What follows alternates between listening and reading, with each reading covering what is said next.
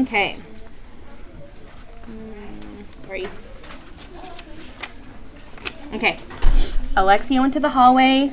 Now let's see what happens next. Alright, Luke. Here we go. Our bathroom is positioned directly across the hall from our classroom. Who cares, right? I never thought anything of it until the day I felt trapped out there. I saw the shakedown, $word. All compliments of Peter. I forgot my microphone. Can you hear me? Can you hear me? Okay. I was in the classroom working on my holiday center. All my materials were spread out on the floor, and I was busy calculating the proper dimensions for my game board. Will you get my microphone? Mr. Terupt was on the other side of the room checking in with a different group. I didn't notice Peter. I stretched out on my belly and worked the math. The soles of my sneaks, pointed up. A great invitation for mess around Peter. I never felt a thing. He's definitely sneaky. I sometimes wonder what's the likelihood, $word, that Peter will grow up to be a world-famous thief. I had no clue that anything was even happening until I heard the giggling, and Peter said, "Hey, Luke, what kind of sneaks are those? Elmer's?" I popped my head up. "What are you talking about?" "Better be careful. If you try to go anywhere in those, you might get stuck." I looked back at my feet. Mess around Peter had struck. The bottoms of my sneakers were completely covered in Elmer's glue. "You jerk," I said, without any real authority. Truth is, I didn't really care. It wasn't worth getting upset over. Besides, I'm sort of used to Peter's antics. What does antics mean? Gio? Trouble. His trouble, Drayden. His pranks, his jokes, yep. I thought they were always harmless. And I untied my shoes and placed them next to me, bottoms up, of course, until I finished my math. Peter's victory celebration was cut short by my easy solution. Maybe I don't get upset with Peter because I know I'll always outwit him. This drives him nuts, and I love it. Once I finished my calculations, I grabbed my sneakers and headed to the bathroom. Mr. Terupt was still busy with a different group, so he didn't see any of Peter's shenanigans, or me leaving the classroom. I held my shoes under the sink and washed off the glue. Then I wiped the soles dry with a paper towel and put my sneakers back on. I pushed the bathroom door open and quickly jumped back inside. I was trapped. At least, Mr. Terupt was having a conference with someone out in the hall. I pushed the door open just a crack to see who it was.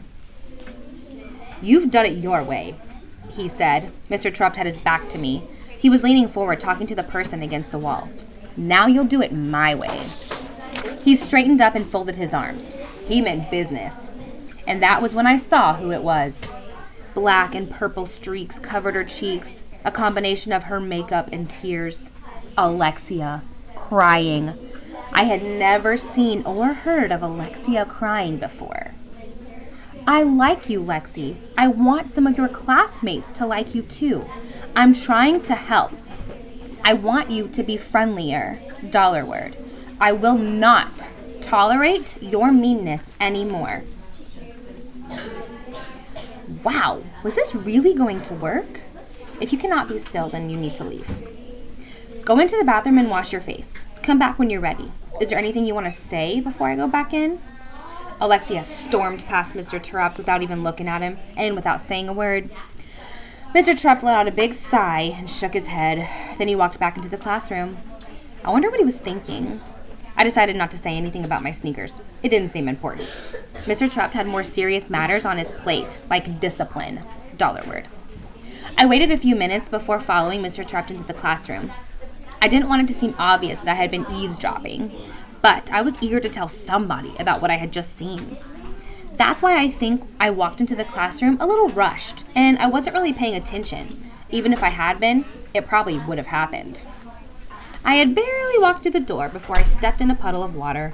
My feet went up and my arms flew out. I flailed like an ostrich trying to catch its balance. Somehow I managed to stay upright after sliding across the linoleum floor all the way to the carpet.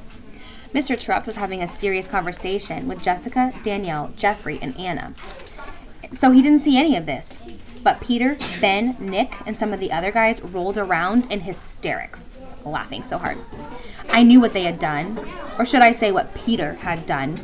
He likes to put his thumb over the opening of the drinking fountain, $word, and push the button. It's another one of his infamous stunts.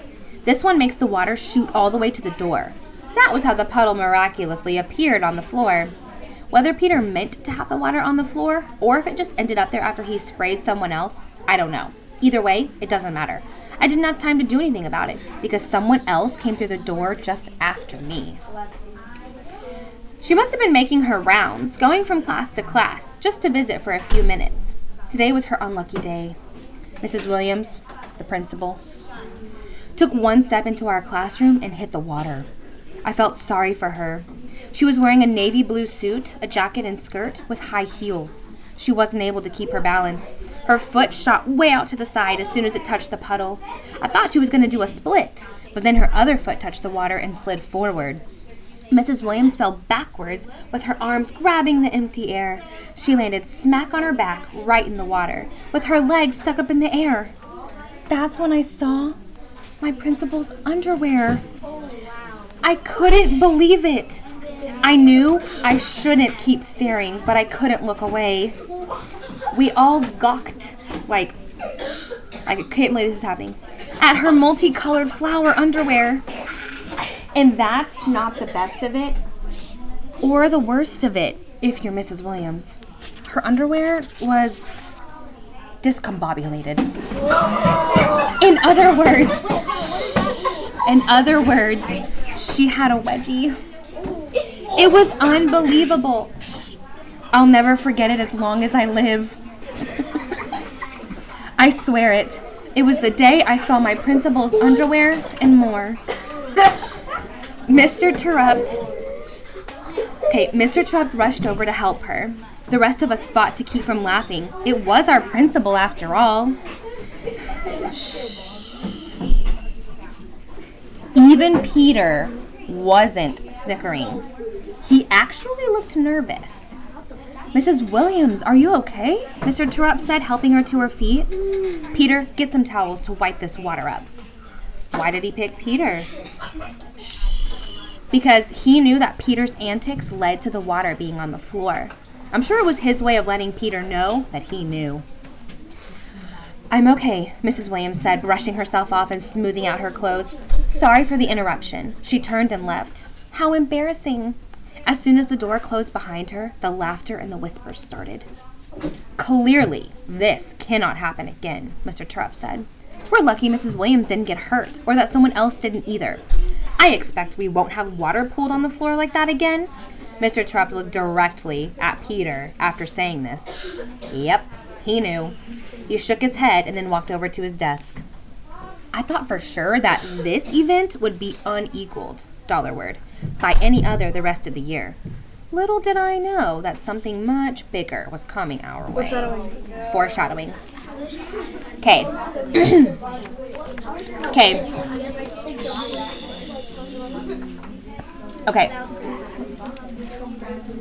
Okay, on Luke, we're not done yet, but I'm going to go ahead and do that because, hey, recording still.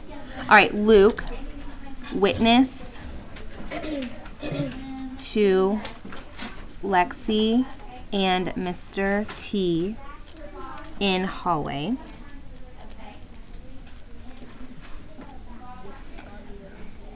And then I'm going to flip to Peter real quick. Even though we didn't read Peter's chapter, we saw something big that he did. And we're going to put, he's on the front.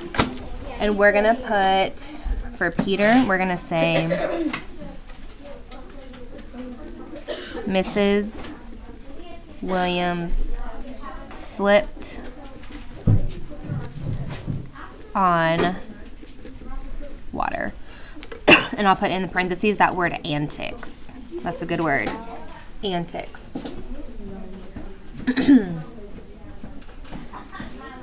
Okay.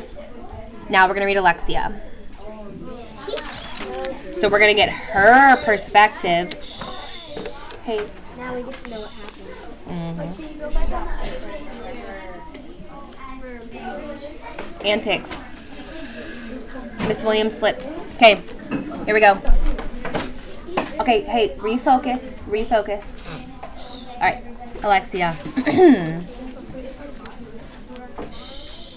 Stop talking, please. Teach was like, Alexia, I think it's time for you to follow me. I went into the hall with him. He closed the door behind us. Teachers had done this stuff with me before. It was like no big deal. I didn't even give Teach a chance.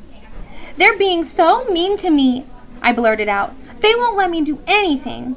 Jessica thinks like she's the boss. But this is where Teach was different again. Wrong, he said. Stop. But he put both hands up. Just stop, he said. I was quiet. He looked right at me. You're lying, and I don't like liars, he said. You're being mean, and I don't like mean people. I felt real tears coming. Hey, y'all are kind of... Stop. I felt real tears coming. I didn't want to cry. Not for real. I squeezed my teeth together and scrunched my eyes. I held my purse hard with both hands. You're acting like the meanest girl I've ever seen, he said. I couldn't help it. The tears came. I was really upset. I looked down at the floor. I'm not being unreasonable, Lexi. I was like, yes, you are, but I didn't say anything. I'm telling you the truth, and sometimes the truth can hurt. I kept my head down. I pulled a tissue from my purse and wiped my eyes. He was being a bully. I know you're not mean deep down. You'll have to calm down. Teach went on. So stop acting like you are. Mrs. Kelsey has told me how some amazing things about you in her room, in the collaborative classroom. He didn't get it. Nobody was going to be my friend. I know because that's how it was before. Kids made fun of me because of my clothes, because of how I talked. Leopard Lexi and Lexi-like, they called me. And then one day in 3rd grade, I attacked back. I yelled at some girl, like Mom and Dad yelled at each other. And after that, no one wanted to be friends with her. It didn't matter what I said, that what I said was a lie. Calm down. They ditched her. You're ruining the story for other classmates.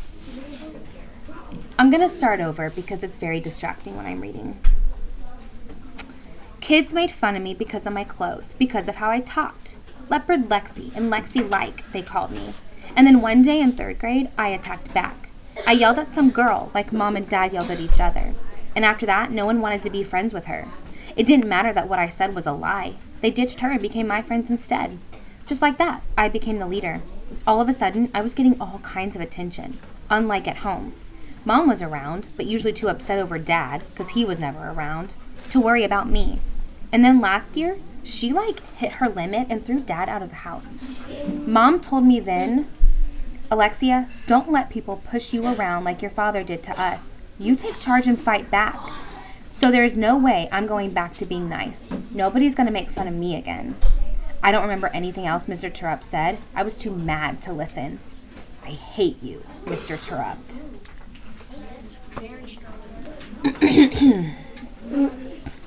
Okay. Okay.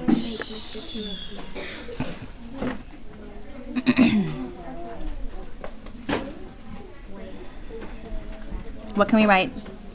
Taken to the hallway by Mr. T. Imani. Orchard.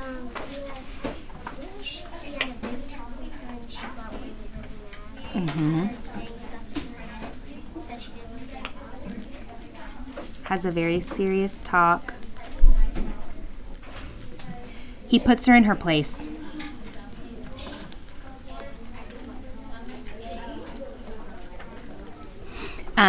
And then I'm going to say, we heard a little bit about why she's mean.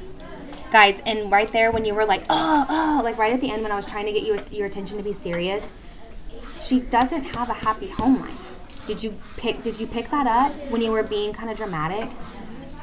She has a broken family. There are broken families all around this classroom, all around this school. That is why, okay, stop. You don't know what people go through at home. You don't know who has a mom and who has a dad, and whose dad lives far away or who never gets to see their mom. That's part of why she acts this way. And her mom said, don't ever let people push you around like what happened to us. So that's why she became the way she did. Okay? That's why I was trying to get you to calm down and be serious, because that part of the story is very important to why Alexia is the way she is. Doesn't make it right, but it tells you why she is the way she is. Okay? So I'm going to say, has a broken family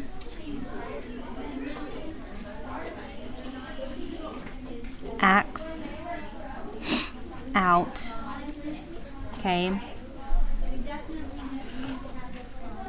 Mom says, don't let people